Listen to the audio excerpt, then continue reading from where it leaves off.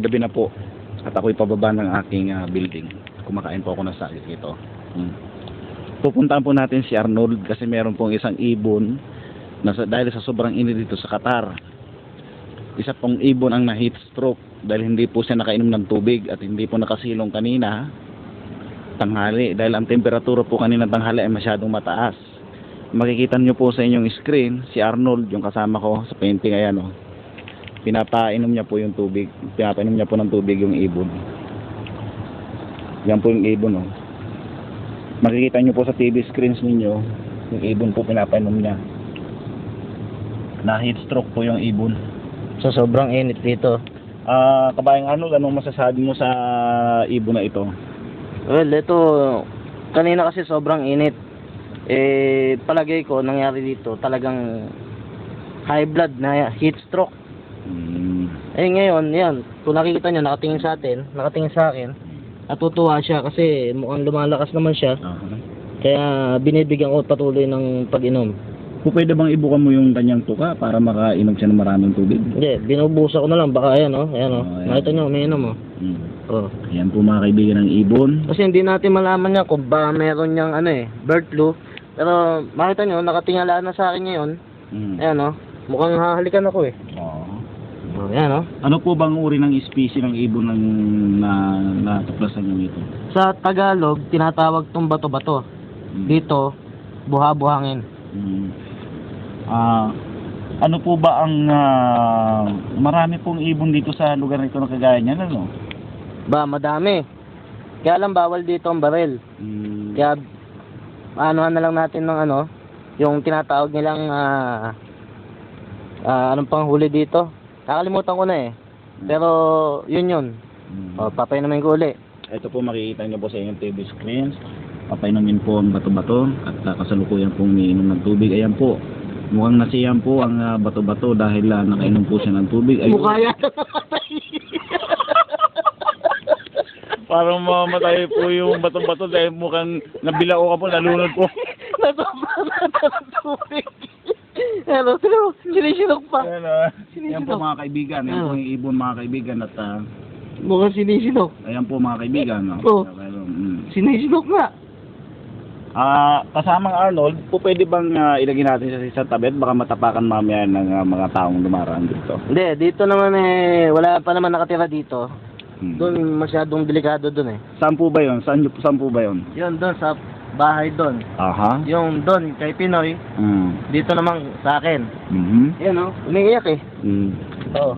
Hindi kaya yung ibon na yan ay hinahanap ang kanyang nawawalang anak o kaya ang kanyang mister? Malamang ito galing pa ng Pilipinas eh. Napunta lang dito. Naganap din ng trabaho. Kaya lang walang tumanggap. Ibig sabihin ba yan ay nag-visit visa lamang? Baka nga walang visa eh. Kasi talagang matamlay. Kanina kasubsob. Ngayon naman kung anong pwesto niya, yun naman ang sa kanya. Hindi, baka gusto paligo. Nainitan.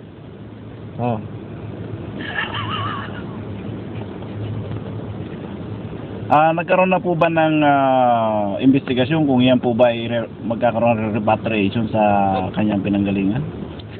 Ito, papaalam pa natin to sa embassy. Kasi mukhang galing ang Pilipinas.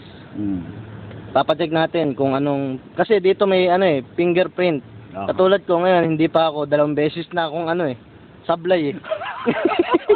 Kaya ngayon, ito na lang muna ang papa-fingerprint namin. Baka makilanlan ng mga kasamahan ng kanyang kapamilya. Panay kapuso kasi dito eh. Napunta kapamilya. Kaya naman nawala ng puso. Wala ng puso. Masama talaga, tama. Sila mo iba dito. Masama po ang tama ng ibon mga kaibigan. Iba tinira na ito. Commentary. Ayun po, makikita nyo po sa yung TV screen ng ibon. Ayan po, bubusa po, papainamin po na. Pinainom po mga kaibigan. Ayan po. Uminom po siya mga kaibigan. Isa pa daw. Success. Isa pa. Ayan po, makikita nyo po. Ayan. Kaya lang gusto ata unan. mukhang natitigasan na yung leeg niya eh. Sub-sub na kanina to. Pero masarap ang kinakain mo kabayan, ha? Kakaiba eh. Yan po mga kaibigan at kakain po siya ng saging. Siyempre, kaserve din natin ng ibon. Bigyan mo po. Sige. Gusto niya. Kumakain po siya mga kaibigan, kumakain. Okay. Sama Okay. talaga. Okay, sige. Pero mataas ang BP nito eh. Hindi kaya po pwedeng tawagin natin si yung Mr. ating Nurse? nurse, para matingnan yung BP ng ibon. Teka, ang alam ko nasa trabaho pa eh. Naka-duty. Duty pa ata. Ayan o, ngumiti. Ay mga kaibigan, ngumiti po ang ibon mga kaibigan, ngumiti. Ngumiti. I-close up po natin, ngumiti ang ibon. Isa Ayan pa? po, isa pa. Nawala palang tubig. Ayan. Ayan mga kaibigan, up. Nakita nyo? Buhay ng loob, ha? Lumalakas. Ewan Lumalakas. ko kung huling hininga na ata. Teka. Yan uminom talaga eh. Uminom pa mga kaibigan. Ayan. Namatay na. Talagang masama. Masama talaga, timbang. Teka. Ayan. Op. Ayan mga kaibigan. Mga kaibigan, ayan na po mga kaibigan. Ayan na po. Sige, lakad. Yan, pinapalakad pong ibon. Dito ka sa tuyo. Binuhat pong bigla ang mga ibon. Live na makikita Gutom ninyo pala, sa inyong tinuka. mga TV screens, mga kaibigan.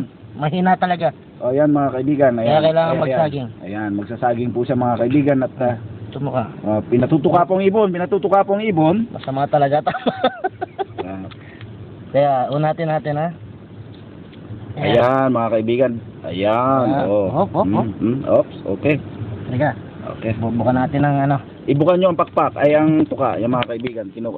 Nagsasalim po ng mineral water si kasamang Arnold at Kasi mga mineral talaga ininom dito eh. Hindi siya painumin po ang ibon. Nako! Nako! Ayan na. Mga kaibigan, hindi kaya lasing yung ibon. Mukhang naka. Talagang matibay. Ayan mga kaibigan. Lumalakas ata. Lumalakas mga kaibigan, lumalakas. Teka, nainitan ata eh. Hindi, baka pagod lang yan. Ay. Baka pagod lang lumipad. Dito natin sa tuyo. Kasi mga kaibigan, nilipat po sa tuyong bahagi ng ating kwan. Yan. Ay talaga niyan tumayo. Ihiga na lang natin. Hirap na siyang tumayo eh. Mga kaibigan, ayun na po, naghingalo ng ibon.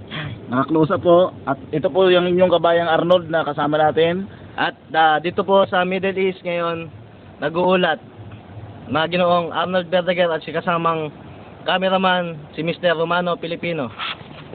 Maraming salamat po at kitang-kita nyo po ang kapaligiran na ito at makikita nyo po ako nandito. At ito po ang inyong kabayang nag-uulat para sa GMA Channel 7 Kapuso Network. Maraming salamat po.